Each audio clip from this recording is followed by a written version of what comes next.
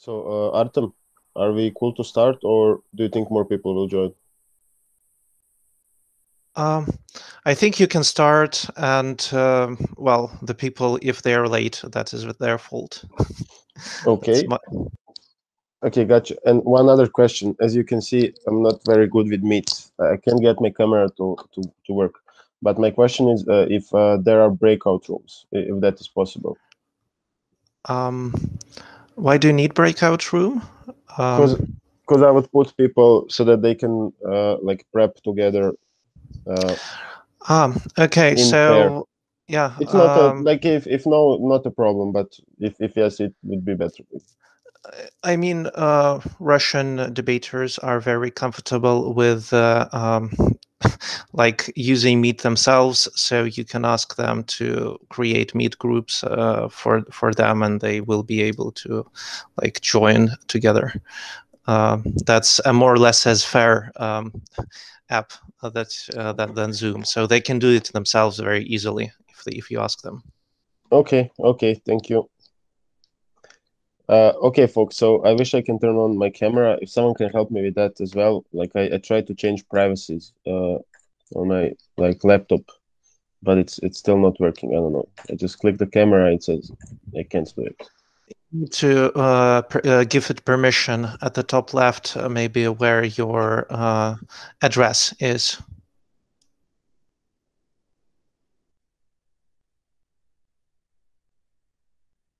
Sorry, at the top left? At the top left where the link address is, I think you should be able to give the preference.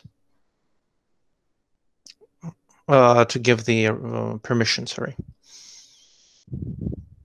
Or if it doesn't work, I'm sorry, maybe we figure it out in the lunch period. Okay, just 1 second.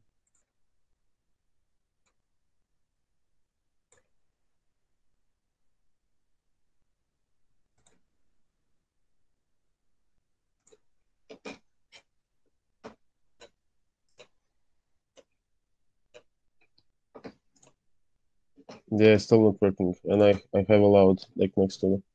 But yeah, I mean, what is okay, folks. So welcome to the workshop that I'll be doing today. For those of you who don't know me, my name is Lovro, and I'm from Zagreb, Croatia. And this is basically it with the introductions. So I want to outline what the goal of this workshop is, and then we're going to go straight into the practical stuff, because I think this is the best. Just to check, you all have done some debating here, so you know BP rules, and we don't have to necessarily go over that, right? Yes. Okay, cool. So the thing that we're going to do today is prep time and framing. So, and we're going to do it from the perspective of opening government, just because this is easier, and because oftentimes, from my experience as well, it's the hardest. It's the hardest position to prep. Sometimes, and you oftentimes do not. You're not successful in doing what we should be doing from opening government. So the focus is going to be on in prep time on framing and trying to anticipate the debate. What does that mean? That means that during prep time, we're going to try and figure out how the debate is going to unfold. What are the opposition teams going to say in the debate? What is going to be some sort of tipping point in terms of characterizations, in terms of arguments, in terms of how we're going to frame the debate? And then we're going to try to figure out how to do this in more detail and in more, let's say, overall better from opening government, because this generally in debate allow us a couple of things. It allow us to push the burden on opposition. If we know they're going to run an argument, we can preemptively start to preempt this argument, and then the weighing looks more favorable for us. If we know that there's a potential for extension in closing or something, which changes the debate dramatically, we're going to make sure that we frame it very well before the debate even starts, so that we are kind of like on the higher ground in the beginning. So basically, this allows you to save time, to be more efficient with the time that you spend, and in the end, for you to be more secure and confident as you go through the round, because you know that these things eventually are going to happen, and you are prepared for it. Now, of course, it is a skill that is, I would say, fairly hard to master. But if you think about it, if you practice it, if you allocate time in debate tournaments and practices in doing this, my experience is that it very soon starts to pay off a lot, even though it might take some time for you to master, and you are still going to find yourself in a situation where someone is going to think about an extension that you didn't think in frame, or the opposition is going to run an argument that you didn't think in prep you should respond to. But very soon, big rewards are going to happen in terms of how you are going to understand the debate. Okay, that's it with introductions. I want to get straight into it. So I think how many there is. Should I, Artem, should I count you in, or are you filming? Sorry, could you repeat?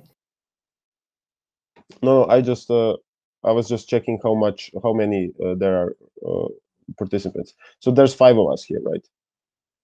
So I think, yeah, okay, cool. So this is a bit of a not a problem, but I would prefer if there's like an even number. But yeah, we can just do so how you are on my screen. So basically, top people. So Andre, Elizabeth, and Victoria. I was told that you guys are really good in making like communicating on Google Meet. So maybe we can make you the first group for this one, and then Sergey and Artem, you can be the second group for this one.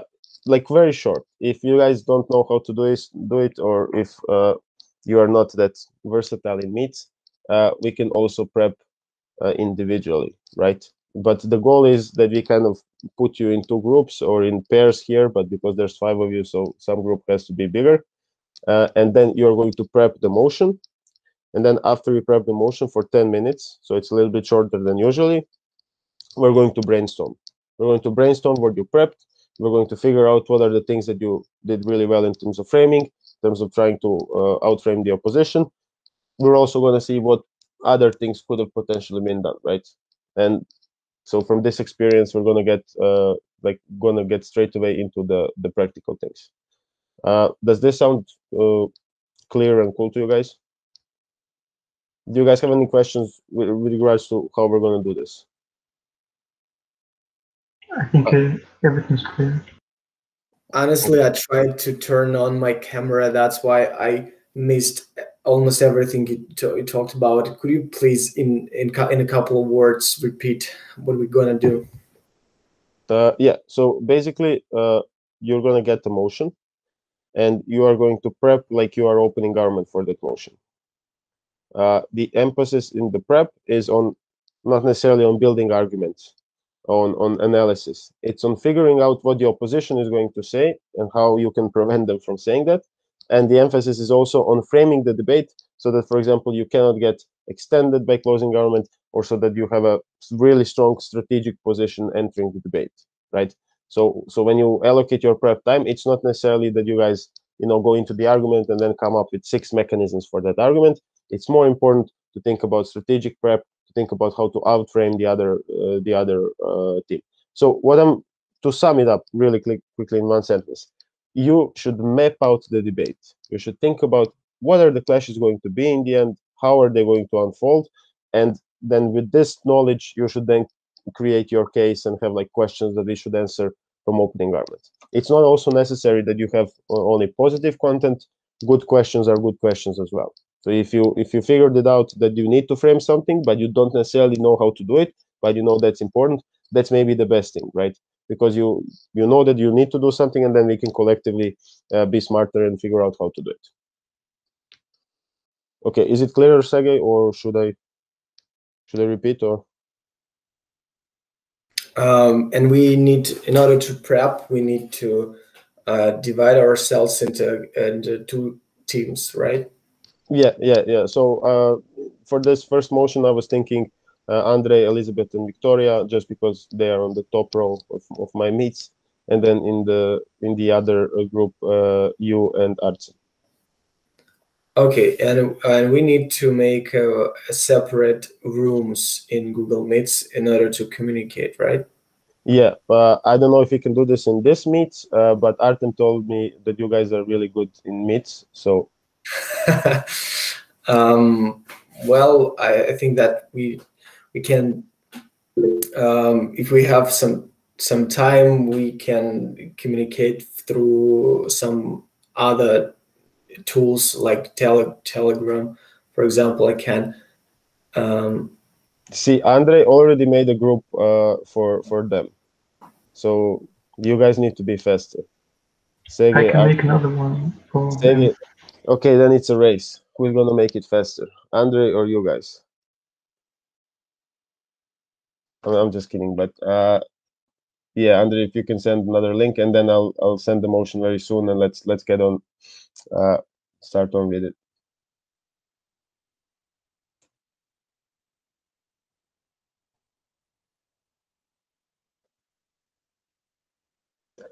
One more thing. How comfortable are you guys with prepping in English?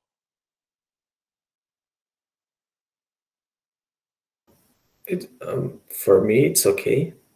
It's not a problem. For others? Yeah, I'm pretty comfortable as well. Yeah, the same. Okay. Then what I'm gonna do while you guys prep is pop on and listen what you guys are doing.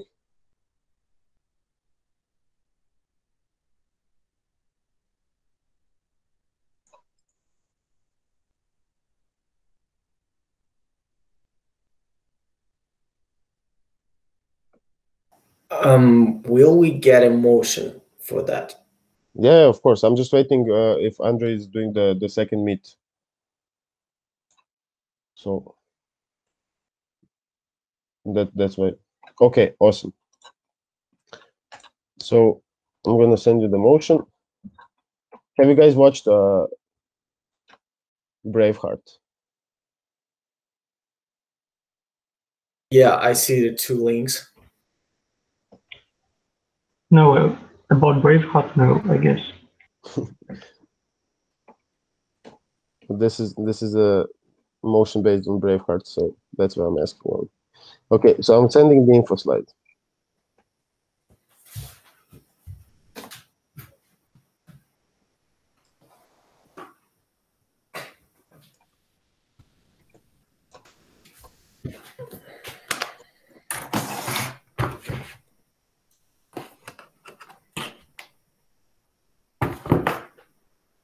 Okay, so read it out. If you have any questions, I'll explain.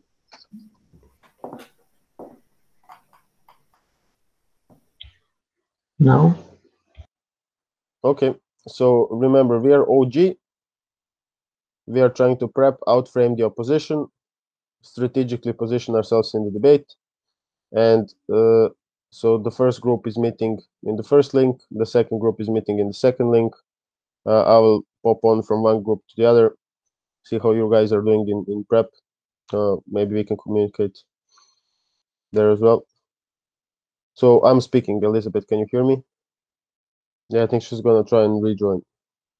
We can see how that works. While she's out, can I ask, so what is the exact motion? So like this house as someone will do something or what? Yes, I still haven't posted because this is the exact motion. You can hear now? Okay, good. I just posted the motion. So the motion is this house would start the rebellion. So okay, I think it's clear. So we are prepping OG. We are figuring out how to stop opposition and how to strategically frame. I'm gonna put the timer on 10 minutes, so that should be enough for like our initial discussions.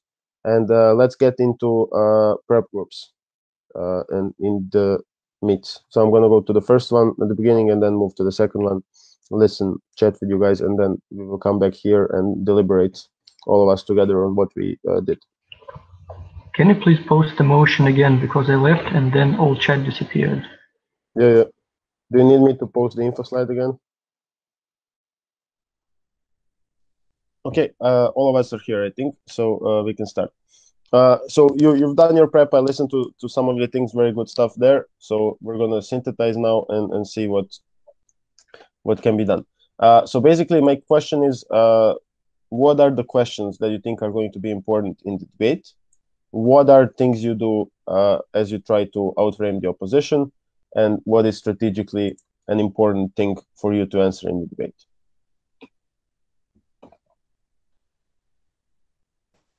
We do this team by team, right? It can be done like a general matter, yeah. So whoever wants to go first, that's fine. Then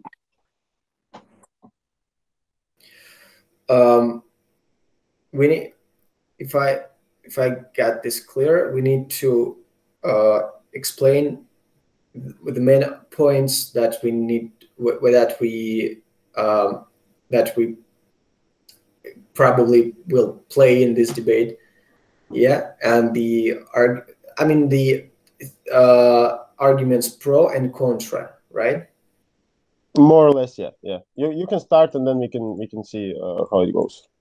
Well, with my teammates, we decided that we have two pro arguments. The first one is that you have, when you start a coup, that is the rebellion, right?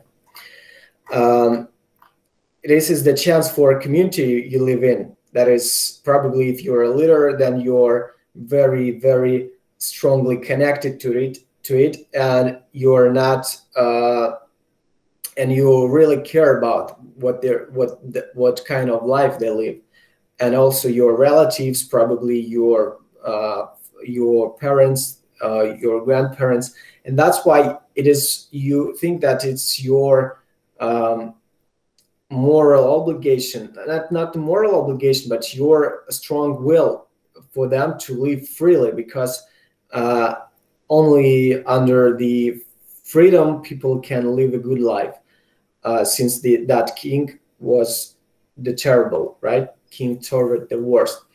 And that's why you need to start rebellion, because it's very important for the quality of your life and your clothes. And to strengthen our argument, in order to rebuttal it before opposition start to speak, I think that we need to add an even if argument, because even if you die, then it's still even if you die, it's still better for your love of your life, and maybe for your children, you could make them in advance, right, before you start rebelling. It's better for them to live, because you have a chance still. Because the life under oppression is much worse than life under freedom. That's why you need, even if the chance is very small, you need to choose choose to fight. Sorry if I'm pretty talkative, just stop me, and maybe I can pass the word, right? Maybe my teammate Artsem can explain the second argument. Yeah, the second argument, as we decided, will be more egoistic, we can say so, about your perspective as a king. We decided it's really a great opportunity for you to become a legit national leader. So a bit more than a leader by people's thoughts, a bit more than a usual rebellion. We are sure that a success in such a rebellion will bring personally you a lot of benefits. You can legalize your leadership position in the society. You can become a legitimate ruler. So you can become a true king, and all other benefits go from that, for your family, for your friends who are not only getting the freedom, they are getting maybe the position in the society and so on. But at first, it's about you and your perspective. That it's pretty worth risking to become a true national leader, not just a rebellion with risks and not so bright future. So you're smoothly changing your social position. Okay, I got these two things noted. We're gonna discuss them. So let's hear it from the other team, and then we're gonna start the discussion. So if you guys have stuff similar to this, then say it's similar, and we can move on. If you guys have new things, I'd like to hear them as well, so that we can include. And this is one of the points that, you know, two different prep teams came with two different framings or figured out things that the other team didn't. Arts, I'm sorry, did I interrupt you? Did you want to say something more? Or? No, I'm pretty fine with that. Yeah, I would like to add to the second argument that even if Bart, that even if you die trying to become a king, then you don't care. That is, it's okay. You tried everything you could, and you're dead. That's not a problem since you're dead. That's it. Okay. Yeah, we sort of felt that the opposition would focus on love a lot and the importance of love in someone's life and the fact that you must find your soulmate and that's like the be all and end of all of life. But we thought that we could sort of take that framing and sort of turn it against the opposition by saying, yes, love is important, but why? Like Sergey was saying, love is to sort of actually make children and to spread your genes. And we felt that, look, well, first of all, even if Mel Gibson had children, the chances are that they would also be like sort of freedom seekers like him, and they would be free spirits, and therefore they'd be very likely to be oppressed in the regime or killed. So like ultimately the genes wouldn't spread very far. And second of all, like even if Mel Gibson dies while trying to ensure freedom for his country, that doesn't matter because he isn't the only one with his genes, right? Like his brothers will have similar genes to him, even like sort of, you know, cousins, whatever, they'll all have similar genes. So if they then have children in a free society, the chances are that these children which share some of Mel Gibson's genes, they will more likely thrive, because in dictatorships, people who are free spirits, strong people don't tend to survive, right? So we wanted to explain that, yes, like sort of from Love's perspective, it would be like the best, like he should go to sort of rebel. And then the second reason we talked about was basically that there was no turning back in a way. You talked about like sort of community, the fact that Mel Gibson's role in the community was very important, and he was already a leader. And the thing is, he actually doesn't have a choice, because he's led so many other people to battle. He's probably got so many people's blood on his hands. So many people have died because he led them to battle. If he suddenly stops and says, it was for nothing, guys, you know, time's up, I'm going to go and, you know, sort of get married and that's it, thanks for your help, but, you know, the show's over. The community could turn against him. So he actually doesn't really have any choice. As a leader, you have power, but you also have responsibility. So we thought we could also sort of talk about that. I think I missed something though. I think Andrei has, he had a lot of clever points to add. Oh yeah, about the like sort of efficiency of the battle and whether it would actually like sort of succeed. But I think Andrei should say that. Well, yes, we had slightly the same points as other guys, but we were thinking more in clashes, like how are we going to win the entire clash? For example, our opponents will definitely argue that we are going to fail our battle against the regime, and so we must prove preemptively that it will be effective, and we can do this. And then yes, we show that even if we die, or even if like we lose love, and like okay, we may not die and succeed, but lose love in any other way. But still, it's more important, because all that weight of national pride, whatever, pressing on us, and other things that other people have already outlined in more detail. Okay, awesome. This was good work, guys. So let's put some structure on it. There are a couple of things that I want to expand on. and I think we can then discuss and see how this would fit the debate. So I think the first thing that we established is that we need to kind of characterize what the relation of Gel is to the community. And I think you do very well here, but there needs to be a lot more characterization on what Gel sees and does on a daily basis. So, for example, how he sees the atrocities that are committed, how his former brothers in arms, comrades in battle, also probably are to some extent infringed by the king because the king does bad stuff to them.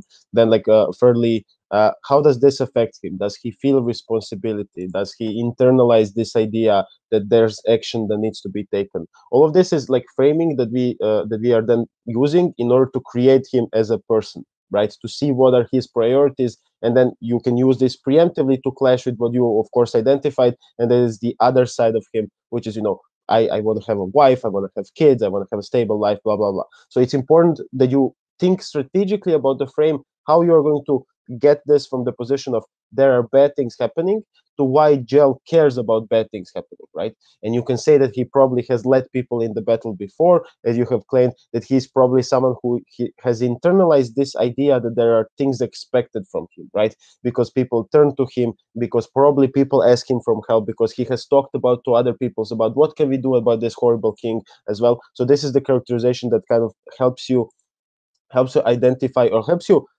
point to the debate why are these his preferences. Secondly, I think that both of the teams do try really well on the idea of how we're going to preempt this idea of argument of love. I think there are a couple of little small points which are to some extent strategic as well, which can be used in accordance, not to completely rebut the argument made from opposition, but to mitigate it and to cast some shadows and doubts about whether this is going to be effective. So, for example, the idea of how do you say, this is a test to some extent of this relationship, right? If he goes to the rebellion and this is successful or is not successful, then this is a test of how strong the relationship is, right? During the war, how if the person is still going to stay with him. But also another characterization is that, I mean, probably the wife, one of the reasons why the wife likes him is for his character, which is basically a part of it is that he was a strong military, let's say, leader, very experienced in this, someone who was maybe looked as heroic. So it could be worth pondering how the relationship changes if he doesn't go to this one other battle and maybe other people go, right? So this is another way of saying, look, you're pushing the burden then on opposition from opening argument at the beginning to not only show that, there's a clear comparative between love and war, but that potentially not going to war is also harming the love comparative. If maybe wife gets disappointed, or the impression that he has cast and that other people know him by is changed by his decision not to go to this battle, right? So I don't want to make it simplistic about the idea, oh, he needs to constantly impress his wife, but you know what I'm thinking, like, if this is a significant part of his character, then this is something which might be just weird from the perspective of a person who knows him and knows that they changed in some way. So you can even claim that there's a potential that wife would leave either way if that is the case. So these are the two first things, and then there are a couple of other questions which I think are very important. First, and you guys talked about this as well, is the likelihood of success. So you identify that the likelihood of success is something which you need to strategically frame. But how do we do it? So basically, the framing that you can run from opening argument here is that the rebellion happens either way, right? So he's a well-respected, battle-hardened leader of the local community, but even if he doesn't want to, get into the rebellion, people are probably still pissed.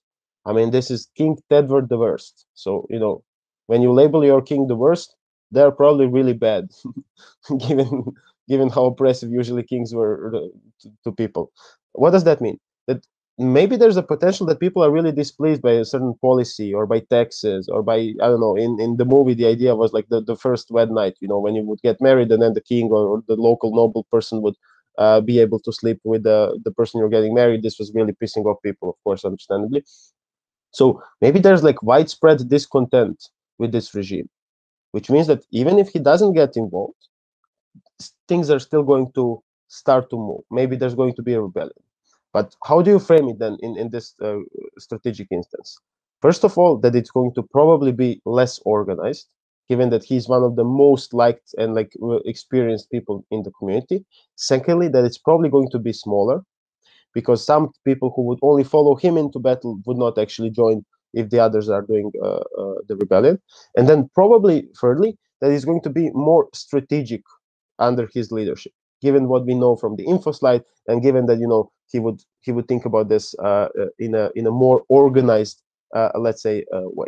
So this is especially, I think, consistent with your argument that was run in the other room, that he's also thinking about what happens after the rebellion, right? So when he might become king, or just the leader of the community. So this is something very important, because you're strategically positioning him as one of the reasons whether the rebellion is going to succeed or not, which is important in the grand scheme of things, because obviously you are to some extent going to run arguments about how it is very important that we get rid of the king, and how this is a duty towards community, and all of these things. So you're preparing yourself for this with this strategic point.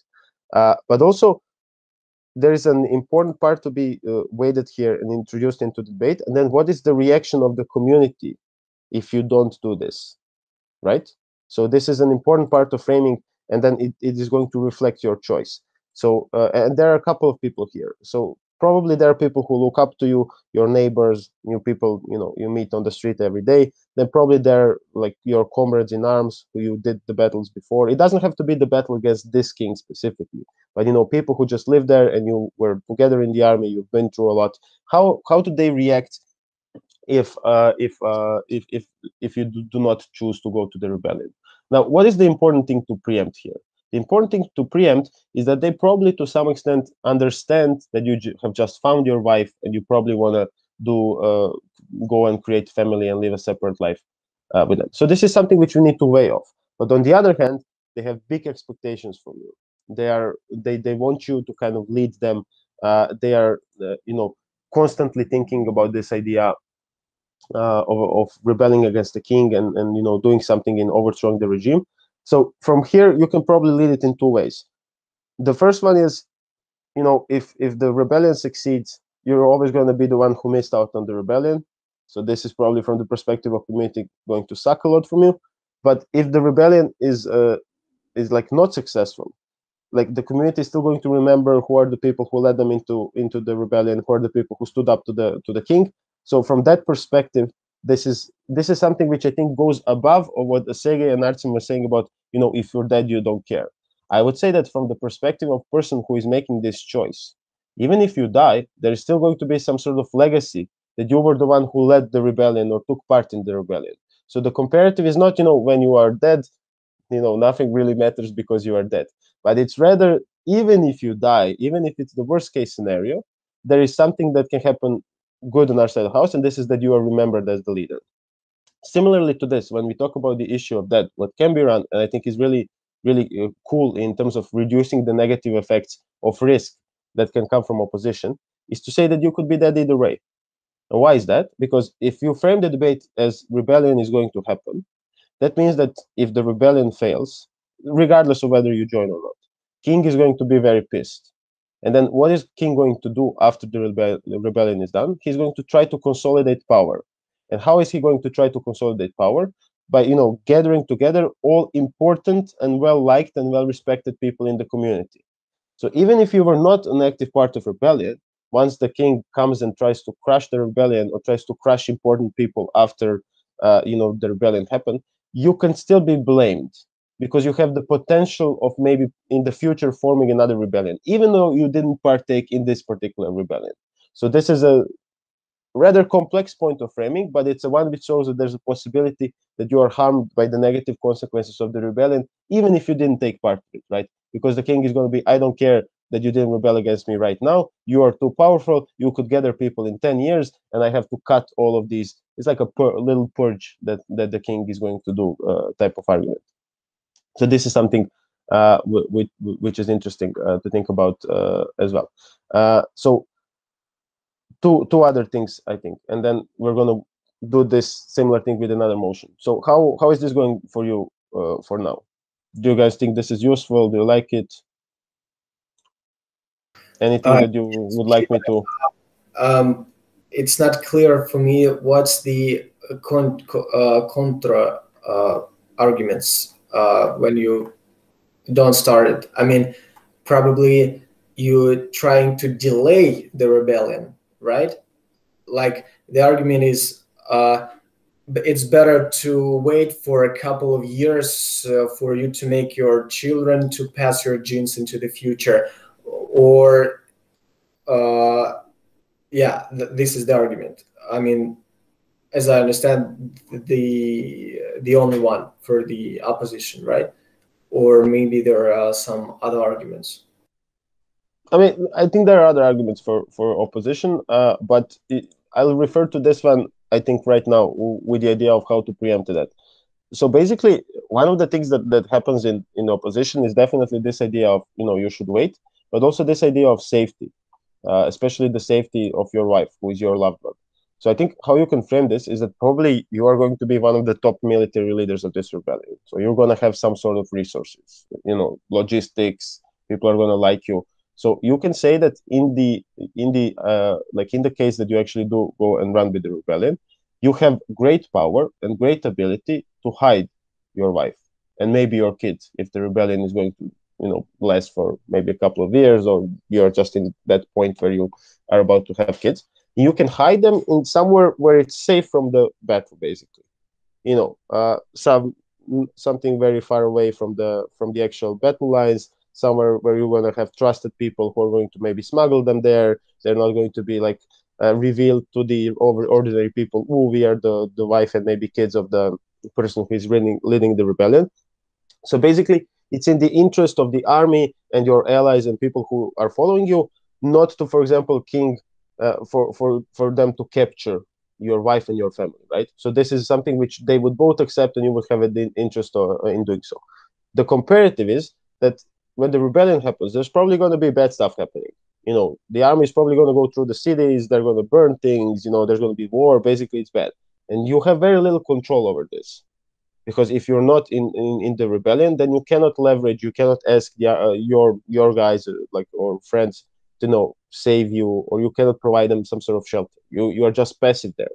You're going to see what is going to happen. If you get harmed in that scenario, there's not much that you can do outside of your individual power. Maybe you can fight off people who are trying to burn your house because they are revenging because a couple of kings men got dead or whatever. So I think this is an important consideration to respond to the delaying point as well.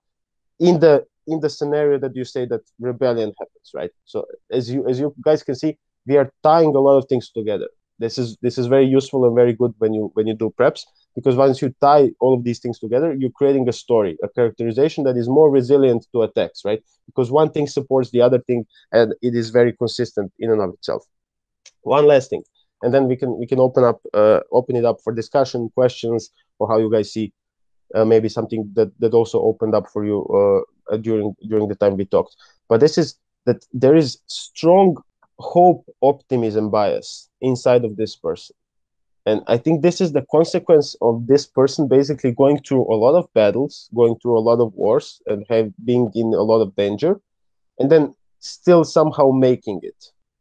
So when we are talking from the perspective of their decision-making process, you can say that objectively, there is a chance that the rebellion is not going to make it, that he is going to be killed by the king. But you can also say that from their perspective as a warrior, as someone who has done this a lot of times, he is confident that they are going to succeed. He is confident that he's going to make it. He's confident that he's going to survive, because this is what he has done previously in all of the battles before, right? So the optimism bias that he has in his head is something which is maybe not that realistic if you look at it from a bird's eye perspective. So if you look at this thing and you say, oh, but the king sometimes has better army, more resources, and you guys are not that well organized, there is a 35% chance that you are going to live after the rebellion. But from his head, his perspective is like, we are so strong, there's so much hype, let's overthrow this bad king. His perspective is like 90% success of chance, right? And it doesn't matter what objectively is the truth, because he's making the decision, right? So he's making the decision for himself, and if he thinks that, you know, there's 90% of chance they are going to succeed if I'm on board because I'm going to bring synergy and a lot of strategic knowledge and like military training, whatever, then this is the calculus that he's making. So he's like, okay, maybe I'm gonna, like, you know, be killed in this rebellion, but that's only 10% of the chance. So I'm gonna win, come back to my wife, and be a hero, right? So this is the last point. You're not really making any sort of arguments here, which is the important thing. You're just predicting that an important consideration in the debate is going to be how he feels and what he prioritizes, and then you're just shifting this a little bit. You're saying he, of course, prioritizes to some extent being rational, but his biases, because he is from a military background, because he has done a lot of battles before, actually make him overly optimistic in that sort of scenario, which means that he would make the decision, or, you know, you would make the decision as him, because it's according to how he actually feels and what his preferences are. Okay, folks, that was a little bit long, so I'm going to open it up for some sort of questions or clarifications, or just like comments, if this was maybe helpful for you, if you want to do it in another way, or did you like get a deeper understanding of how to do it from OG in a way that, you know, you try to miss some of the opposition's attacks, or like deepen your strategic position. So general comments, and then we can move on to the second one. Yeah, I have a short question. So is it a good idea to prove that rebellion will happen anyway, with you or without you, and the likelihood is close to true, so it will happen anyway? So yeah, it depends. So this is also an important point. You see, sometimes the goal of this exercise is not always to give you a yes or no answer. Now, obviously, the way we did prep this debate, it was a yes answer, right? Because I tied a couple of other framing points to the idea of whether the rebellion is going to start with you or without you, either way. So obviously, in this scenario, we chose that it's going to start without you either way. But the important aspect is to realize this is a question. That's the most important thing. Because when you realize that this is an important question in debate, which ties other questions. For example, if you say, no, the rebellion is not going to happen, then your strategy changes to this idea of, no, he has the potential to be the only savior of his people, the only chance of them actually getting rid of the king. You know, maybe this is going to, even if the rebellion fails, maybe in the future, this is going to create some sort of trailblazing. Other people are also going to see, look at this guy, he was very brave before, so maybe the rebellion is going to succeed in 100 years, and this is also something that he's considering, blah, blah, blah. But it's important to realize that there's these questions, which if answered yes or no, they take the debate in another way. And then sometimes in prep, and this is normal, this happens to my partner, this happens to everyone, you're going to spend 3 or 4 minutes trying to figure out what you should answer to these questions.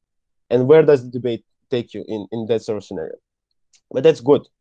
Because even if other teams answer the question in a different way, you still have talked about this. You know what they're going to run.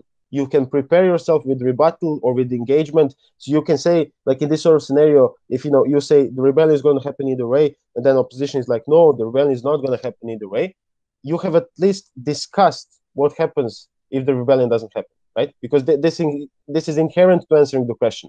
If there's a question in your prep that says, we need to figure out whether the rebellion happens or not, you are necessarily discussing both sides of the solution. So you're talking about, okay, what if it happens? What if it doesn't happen? And this is the most important part, because with opening government, it's worse if you miss this. If you don't talk about this, don't think about this, and then someone from, let's say, closing opposition comes, here's why the rebellion happens either way, or here's why the rebellion doesn't happen either way. Then you're screwed, because you have to take a POI, and you have to, through a POI, you have to respond to their question, which basically strategically changes the debate. So in this case, I would say the rebellion happens either way. If I was doing this motion personally, I think there's other choices and like viable strategies if you say it doesn't happen either way. But the important thing is to figure it out, whether, like, to come to this idea where you talk about whether it happens or not, right? Because then it opens up strategic options for you.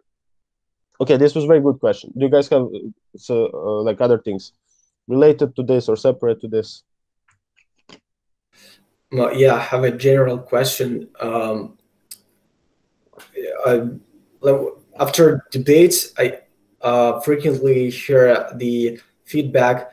The judge says that you need more detailization, right? I don't know how it's called in English debates, but we call this detailization. Then when you elaborate the question more thoroughly, what's the exercise to, and what's the exercise to improve this skill, more elaboration? I mean, when the thing I can do with myself, not during the actual play, but just staying home and maybe writing something or saying something, how to improve elaboration? Okay, so this is not something which we are doing right now, but it's a really good question, and I think it's really problematic because of some aspects. So here's how it goes. This is, I think, in English we call this that you sometimes lack analysis when you do certain points, and the problem is that you don't know this. If you knew this, then you would do it, right? You don't want to, like, on purpose underanalyze the points, but it's from your perspective in your head, something is proven already. It might not be the case for teams or for judges, and this becomes a problem because you have an idea, you have an argument, but it doesn't go out that detailed or that nuanced as you would like it to be, what your vision of this is. The problem is that if you knew that this is a problem, you would do it in a different way. Obviously, this is very simple.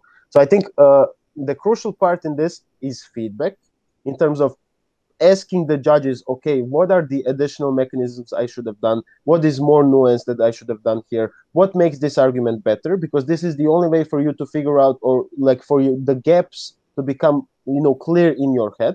But secondly, when we talk about other things you can do, first one is you increase and better your argument stock.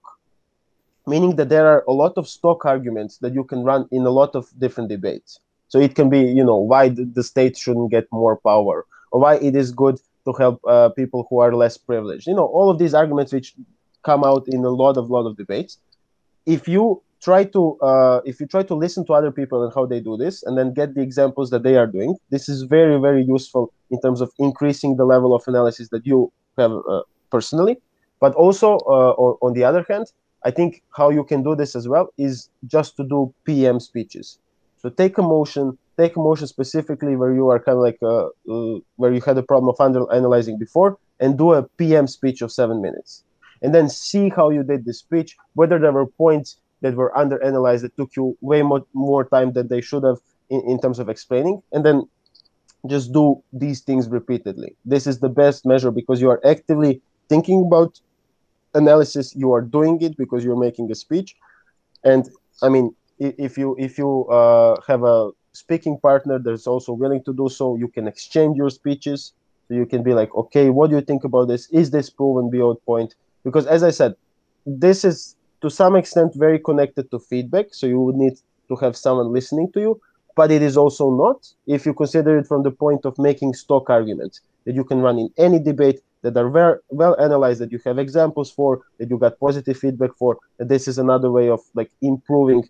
Like if there's something new, you might still underanalyze it, right? Of course, but the majority of the arguments which are stock, you're going to analyze well, at least well to the point that most people are going to buy them. So I think this is an approach to doing that. Mm-hmm. That is to sum up. The first thing is to ask judges about ask question, what could be better, what would enrich this argument, right? Yes.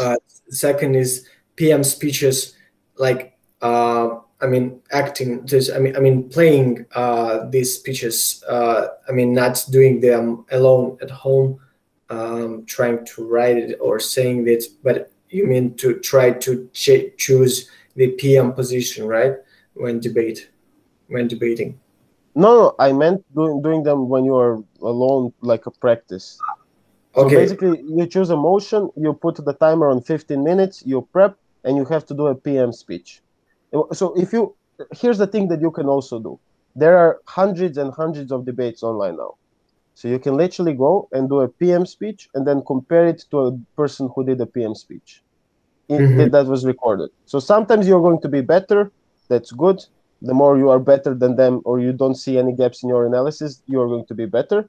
But in the cases where they are better, where they have more analysis, deeper analysis, you just realize this, right? So you say, okay, this argument is the same which I made, but it has such more depth, it has such more nuance, and this is good for me because now next time I'm going to run the argument, I can also apply some of these things. Like there was a missing link in my argument I found here. There was a missing contextualization here. It didn't have enough framing. It wasn't deep enough, right? So all of these things are relevant when you consider analysis. Mm-hmm. Okay, thank you. So Sergey, can I stop you just here? We can chat about this more after this, and you can send me a message. But right now, I want to make sure we have time for the second motion. Is that okay?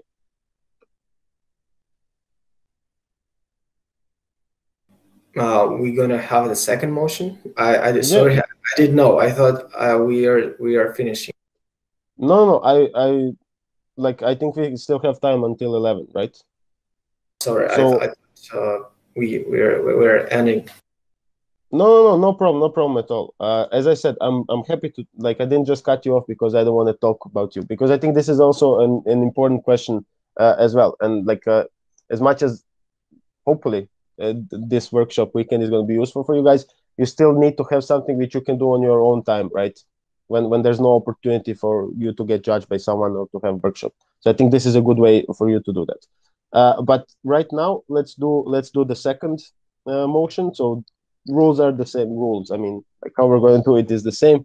So same people prepping again, and the motion is: this house believes that developing countries should privatize their state-owned enterprises. So basically, just jump into rooms. In 10 minutes, we're going to come back here and see what we are doing. So same as usual, we are looking at what the opposition is going to run, what is strategically important for us. We are opening our round.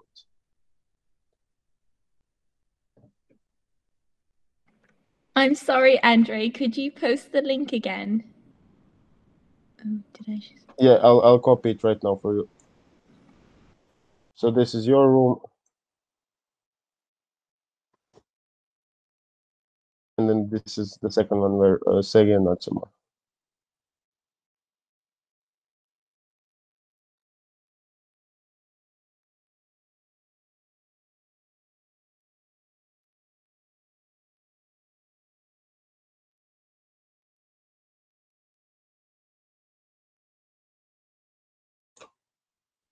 Okay, folks, we'll just wait a couple of seconds for everyone to rejoin here. I think this one was maybe a little bit easier for you guys. Like while I was listening to the preps, there was a lot more ideas, chatter, everything was booming. You wanted more time, not enough time to finish. So did you like the second one better in terms of prep? Was it easier for you? Since the topic is more broad, and we don't take into account some particular country, I think it's also so general discussion, and that's why it's a bit easier. But me personally, I like the first one because it's pretty cool to reason about heroes and love and rebellions. Yeah, that's good. That's interesting for me too, personally. Okay, guys. So we have around, I would say, 20 minutes left. So that we finish 10:02, so that you have time to eat something or I don't know, grab tea if you're doing the next workshop. So basically, let's start in the opposite order this time, of course, to shuffle things up. So Elizabeth, Victoria, and Andre, your team. Let's hear it from you. What do you guys have in terms of how would you frame it?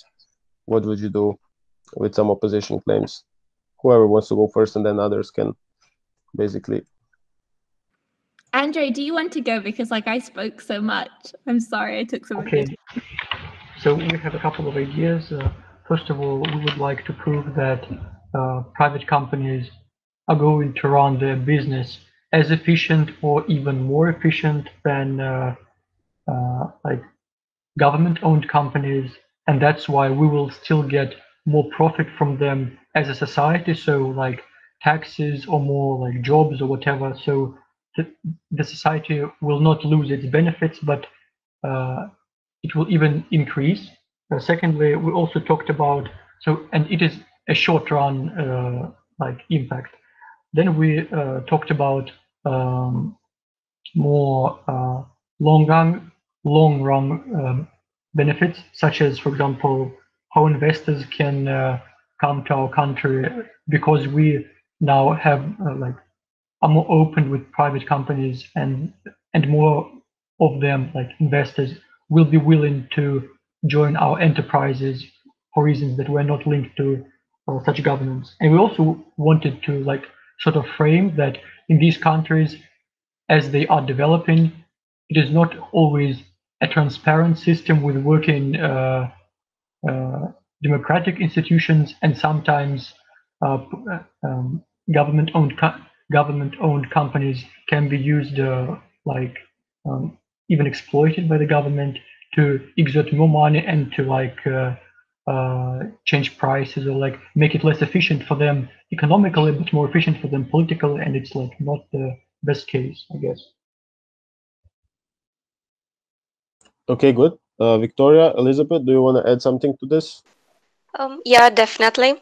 So we would also like to say that probably the opposition would rely more on two factors. Like, firstly, probably the state-owned enterprises are more stable and aren't exposed to bigger economic crisis. And secondly, maybe the state-owned enterprises are more able to increase profits because, as the motion says, the state can control better these enterprises. However, we agreed upon some factors that would allow us to think that privatizing is a good idea, and actually it is a good point to start to enhance and to enforce people in the developing countries. And this is important because this small and medium enterprise we are talking about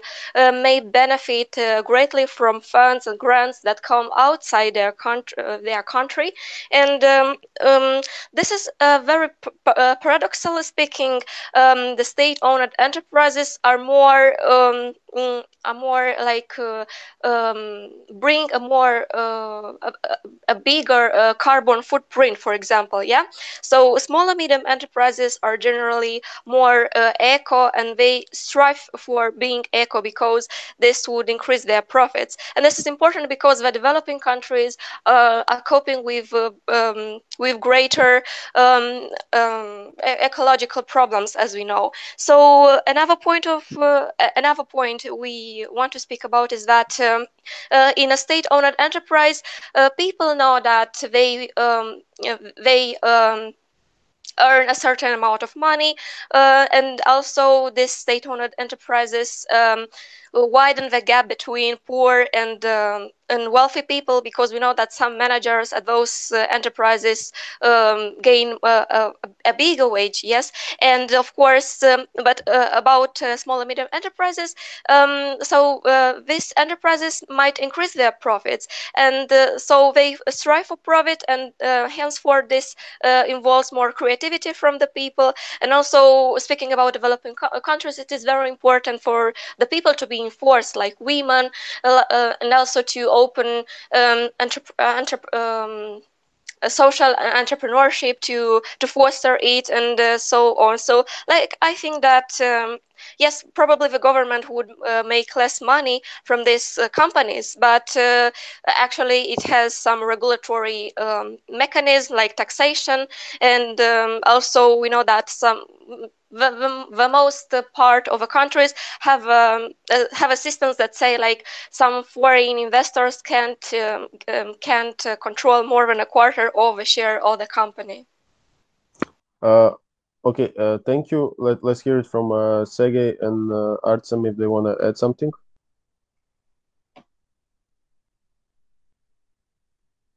Yes, we have some addition.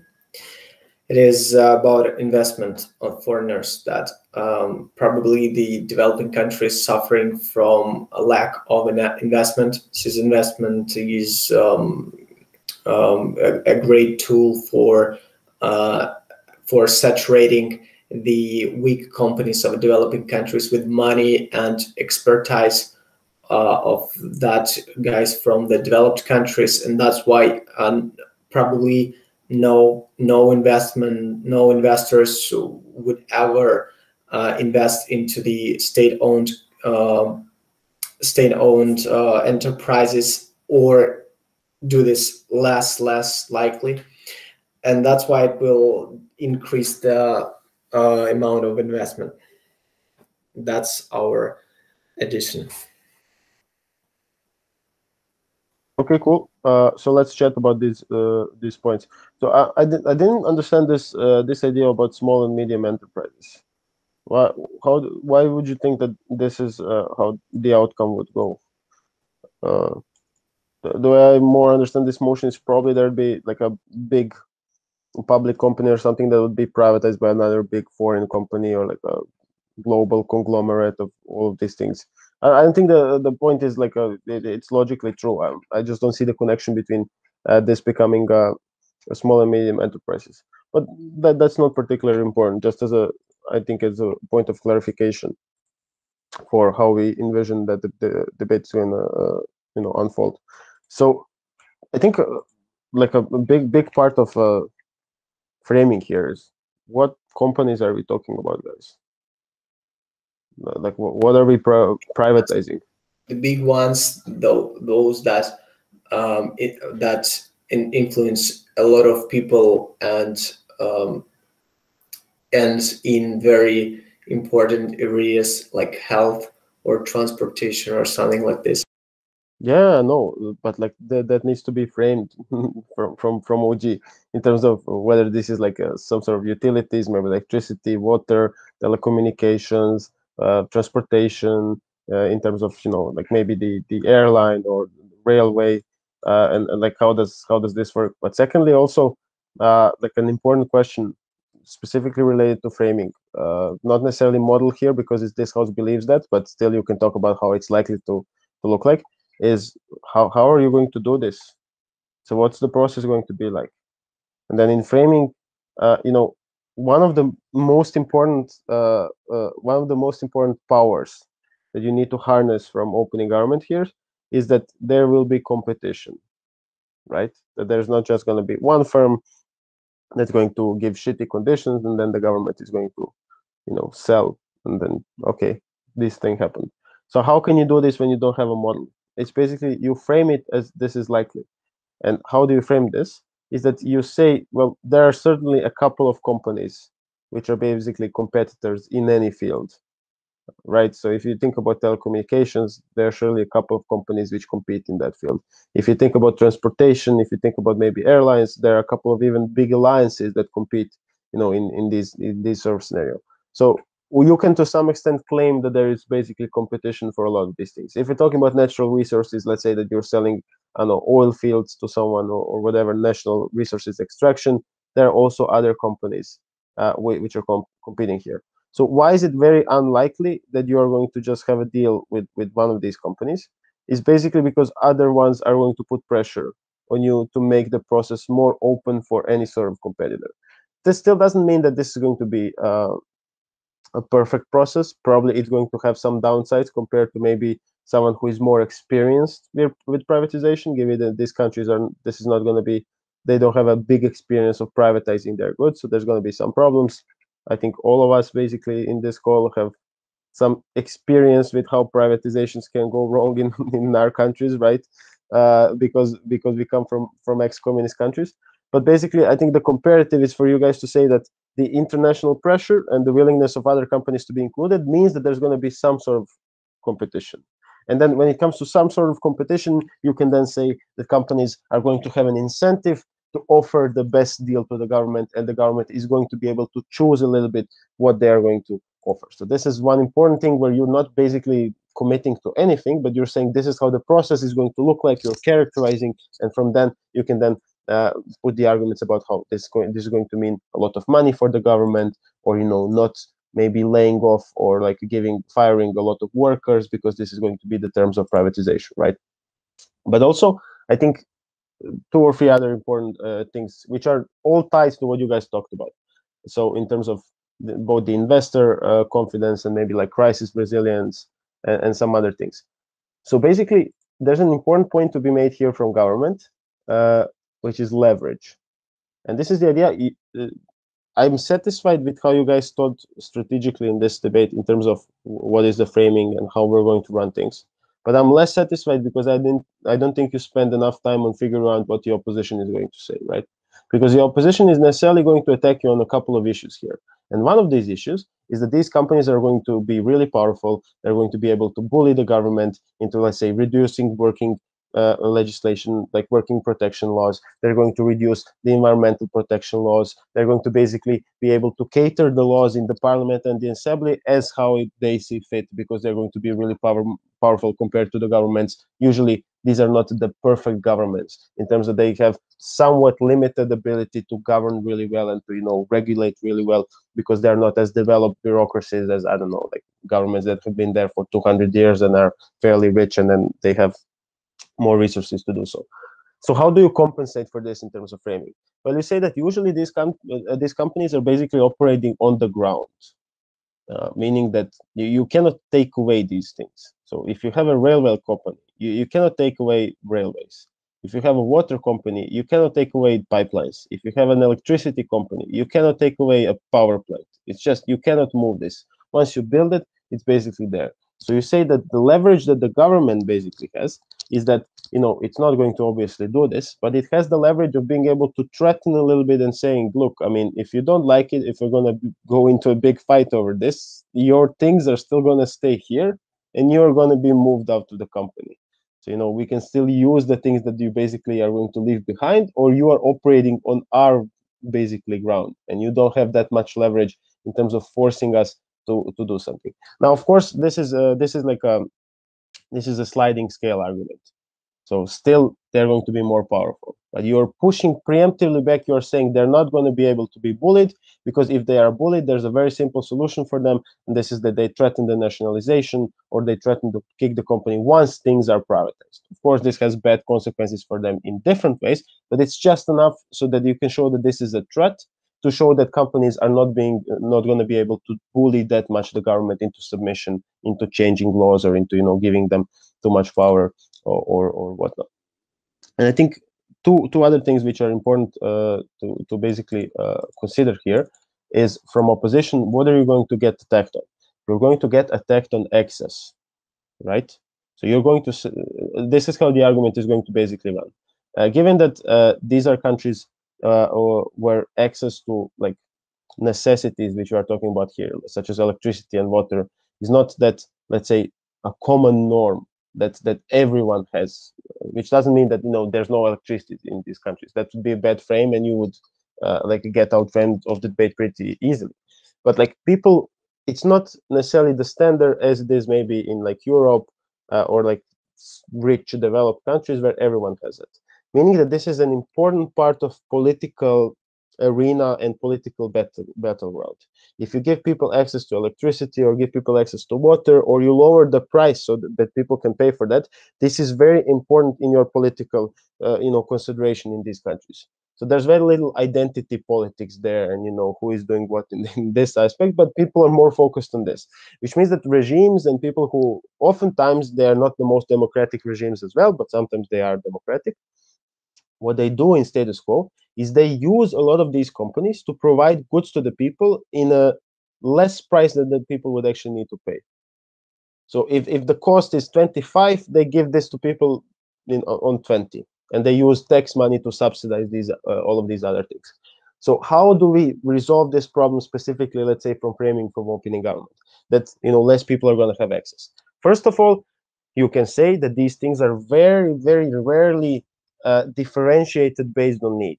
So if they subsidize for electricity, they subsidize it for everyone. Even if you are the richest man in the country, you still pay for 20 if this is what the government-controlled price is set on. So if the government says you pay 20 for electricity, then everyone pays plenty, no matter if you're very poor or no matter if you're really rich. So you can say that on a comparative, and private companies actually take over and actually push the price to where it should be. The government can more targetedly then subsidize and say, okay, if you have if your monthly income is less than this, we are going to subsidize a part of your electricity bills, and the rich are not going to get that much money. So this is the first part where you are basically, mitigating their impacts a little bit. What is the second, the big part about weighing? The big part about weighing, and this is usually relevant for all developing countries' motions, is that usually you're going to have some sort of argument which is going to come from access, and to some extent, I would say, well-being of the people, and the second one is going to come from sustainability. And basically, you are on the side of sustainability here. You're saying, look, if these big systems are given into private hand, which favor efficiency over, let's say, a little bit of cronyism or corruption that can happen in these sort of instances, political connectedness, which is true for all state firms. I think this is like basically the case in everywhere. It might be a little bit different in Denmark because they have like really good checks and balances, and is, I don't know, in Croatia or in like some less developed countries as well. Basically, everywhere you have your own people. And what does this mean for the way the government is run? You are prioritizing sustainability in the long run. Why? Because you're not using, for example, tax money to subsidize for the company, like indiscriminately. There's a lot more, how do you say, efficiency. So what you are trading off, and this is an important part of framing, is that even if you say, okay, less people are going to have access to electricity on their side of the house because it's not going to be in the interest of the government to buy that much votes with this, and the private company is going to be more efficient about it, they're going to want to prioritize profit. In the long term, because there's not a lot of subsidies that are coming from the budget, and things can be used in different ways, how do you say, to make more investments into the economy or lower taxes, this is good overall for the economy, right? So it's basically a case of prioritizing long-termishly how the economy is going to develop, and not to be dependent on subsidizing these resources versus the short-term access of people to these things, basically. So this is an important part of consideration when it comes to weighing things like that. But also, so one last thing in how you can also engage with this, because like I don't think you talked that much about this, but this is really going to be an important issue from opposition. They're going to come at you and say, look, less people are going to have access to this. You need to mechanize or better frame how your investments, which are necessarily going to come with the private investor, or improvements in doing business, meaning that these people have probably more experience, they have international experience, they are ahead of you in terms of technological and capacity things, how this is going to reflect on the idea of people actually gaining more access in the long term. And this is, for example, something where you can say that they are going to use new quality pipelines, meaning that they are going to significantly decrease the amount of water that is lost in the system, or they're going to use more efficient, I don't know, batteries or transformators if they are doing some sort of electricity production, meaning that in that particular scenario, it's going to cost less for the electricity to come to your house, right? All of these things are somewhat of a framing that you are using and saying, okay, on your side of the house, maybe the government has more incentive to give you a lower price. This, of course, means that more people can access. But on our side of the house, long-termly, this means that it's going to be more efficient for people to get access to these things. And this means that in the long run, more people can access on our side of the house as well, as these systems get revamped and like re-energized by this idea of added like efficiency. So as I said, I think you guys did particularly here very well with the idea of what are the arguments you're going to run. So you identified, there's going to be more scrutiny, there's going to be more efficiency in the system. The incentives of private companies are different than the incentives of state companies, and we're going to frame it in a way that we say that private companies are better for a large amount of reasons. All of this is true. You didn't focus enough on what the opposition is going to say, and basically this can harm you in this debate because you're not going to have responses, or you're not going to prep your case for this sort of scenario.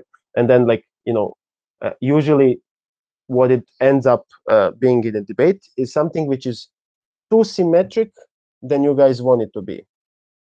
What do I mean by this? So usually your response is then going to be, "Ooh, but on your side of the house, a government is very corrupt, and they are going to, they are just stealing money from the people, and this is why we want to privatize." And then it's very easy from opposition to also say, but if the government is very corrupt, that means that the whole process of privatization is going to be very corrupt, and then they're still going to steal money from the people, and you can do nothing about it, right?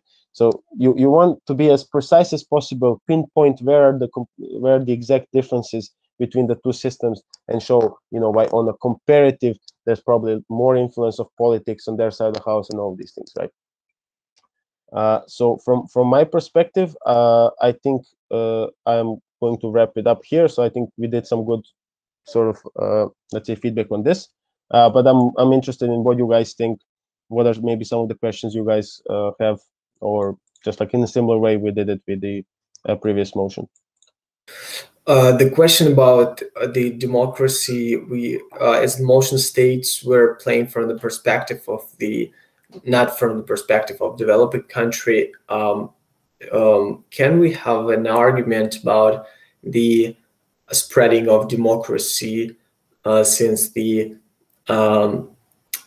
developing countries usually are prone to have some autocratic governments, and by opening the economic borders, we spread democracy?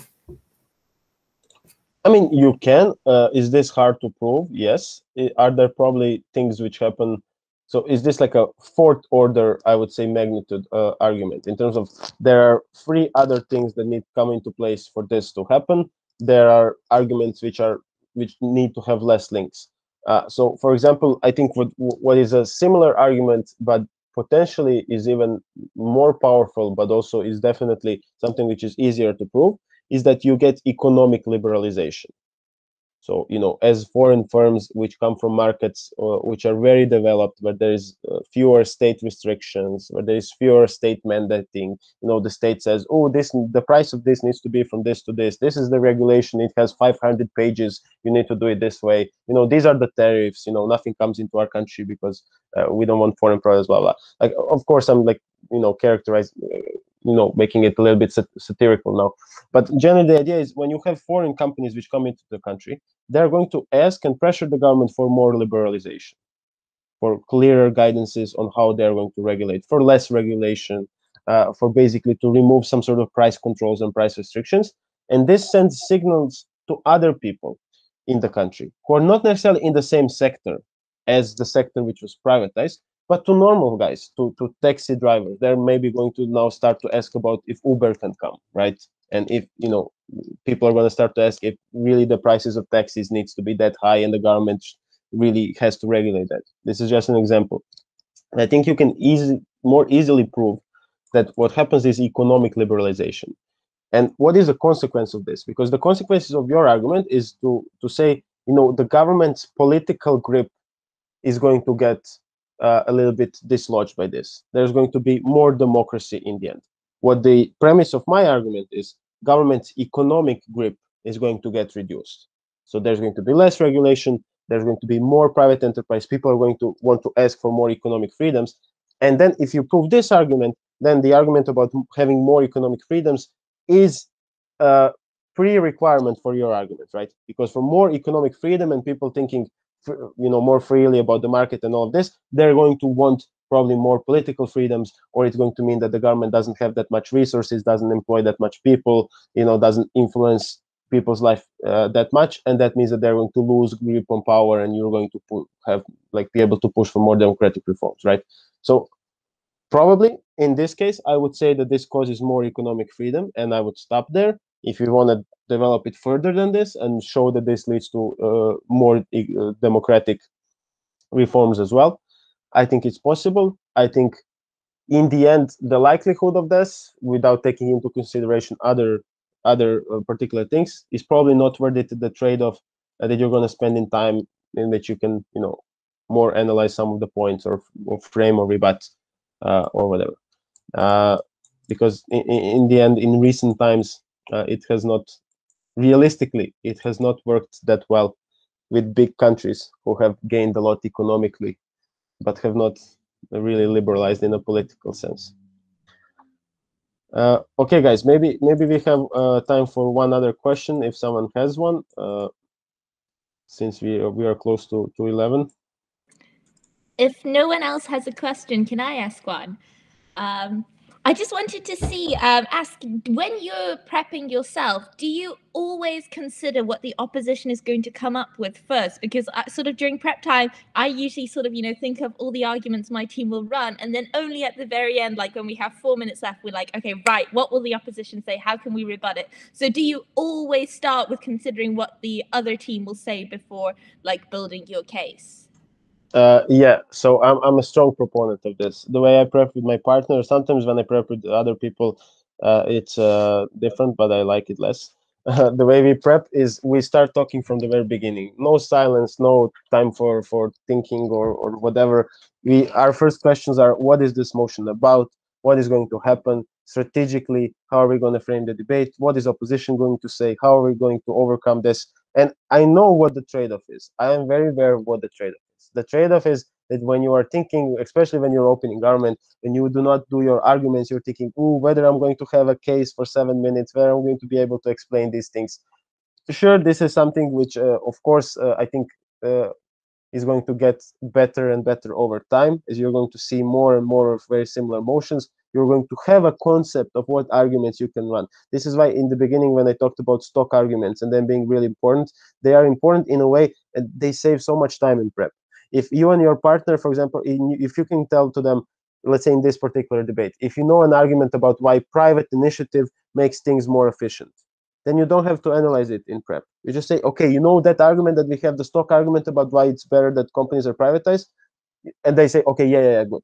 They write for 30 seconds, a little bit of notes, they already know what they're doing, examples, blah, blah, blah, and then you can go on to other things. In the end, this is my experience. You're almost never going to like be lost out of words. You're always going to give a speech, more or less. When you do a couple of tournaments, it stops becoming a problem. You are going to fill 7 minutes, and that's it. However, I think that the best and most growth happens when you can figure out what the debate is going to be, how it's going to be unfold, what are going to be the consequences of the arguments you run, what are going to be the strategic considerations. And this is why I think even at the cost of maybe not having the perfectly analyzed argument or an argument which is not that well analyzed as could have been, I would advise still to start with these things a lot sooner. Because oftentimes what happens is when you realize what opposition is going to say, you realize that your internal arguments maybe are vulnerable to this. And then you have to change your arguments as well. Or you realize that there's not that much consistency between your case if they manage to push this one point and like characterize debate. It's either or either, and then you have both as part of your analysis. So it doesn't only happen you strategically in the debate sense of way, but it also strengthens your arguments. This is why I think it should never be a separate process. It should be a process which involves both thinking about this and then implementing this into your own argumentation. So yeah, obviously it is still natural. It is still natural that more things come to you as prep goes further and further. At least this is for me personally. So in the end, I have much better perception of what other people are going to run as opposed to maybe at minute 5, right? Because at minute 5, you're still figuring out what is going to happen or not. And does your strategy differ dramatically if you're prepping for a closing team, or is it similar-ish? It is very, very similar-ish. I would say that the strategy differs a little bit in a way that my partner. So I never write in prep. I speak seconds.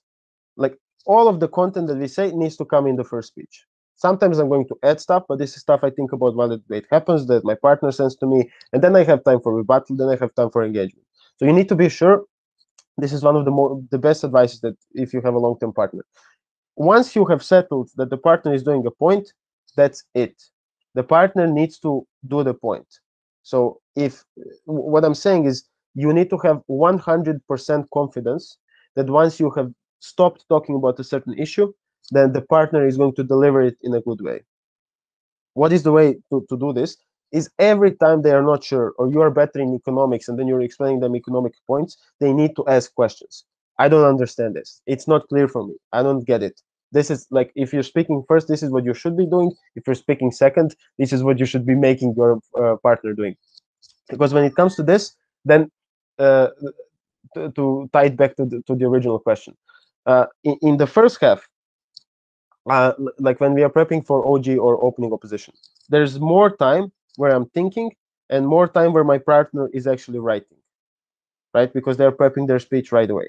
When we are second half, my partner has more time to come up with a speech during the debate, or the speech is necessarily going to change as our extension is going to get stolen by the opening teams, or it's not going to be relevant anymore. We're going to have to think on the spot.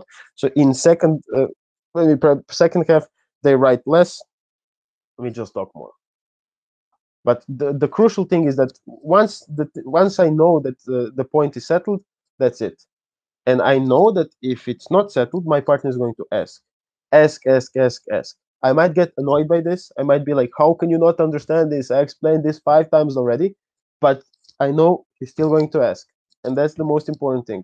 Because the worst thing that can happen is the partner doesn't develop the point very well, and then you try to save it, then you lose structure, then there's no strategy. People realize this, people think, oh, but only content came in the second speech or whatever, right?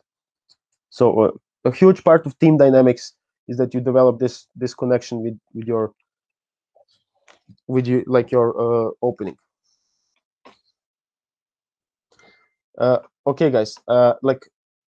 I kind of have to go now. I think you also have to go because there's another workshop going on Facebook. This is me. I have like a blue thing. I'm like doing the T pose, and the background is blue on my profile picture. So if you guys have any questions, or if you want to continue chatting on some of these issues, just shoot me a message. Or yeah, I don't know, ask Artem if you want different method of contact, WhatsApp or something they can provide, I think. And that's it. Thank you very much for attending the workshop. I hope it was useful, and I wish you a lot of success in debating in general. Thank you. Yeah. That's very interesting and informative, and also very interactive. Really like to not to just listening some stuff, but interacting, solving some problems. Well, is this your Facebook profile with a baby on the? No, I don't think so. Oh, sorry, it's your. At least if someone changed about it then. Yeah, Sergey, I can send you the link if you contact me on Contact or somewhere. Okay. And Lovro, thank you for this. I joined you for some moments, and I think it was very cool. Yeah. Thank you, Artem, for organizing. Yeah. And I send my love to Eastern Europe, Slavic brothers. Yeah. We love you too. Yeah. Okay, guys. See you later then. Enjoy the other workshops. Some very cool people giving them, and that's it. We'll be in touch. Bye. Bye. Thank you so much. Bye. Bye, guys.